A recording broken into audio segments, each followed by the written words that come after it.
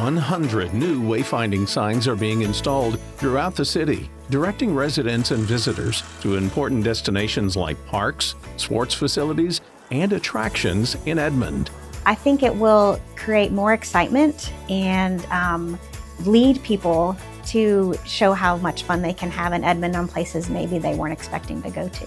The frame of the signs, we were really thoughtful about the design of the signs to be inspired by Edmond beginning at a rail yard. And so the railroad is part of the design with the posts and the colors of the downtown Edmond logo.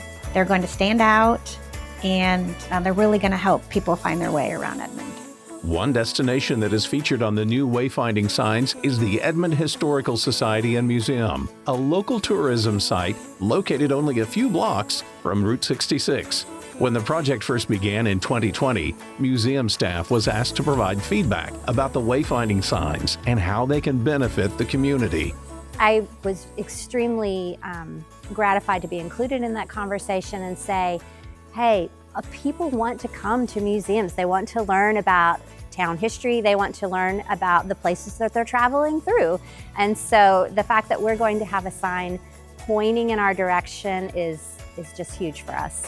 The new wayfinding signs were funded through a combination of American Rescue Plan Act dollars and grants from the Association of Central Oklahoma Governments. City leaders hope the new signs will make it convenient for visitors to discover Edmond's unique destinations. This is how we show visitors that we care. Let's inform you about things that are different than the GPS just taking you from point A to point B, because there are some places in between that I bet you'd love to see.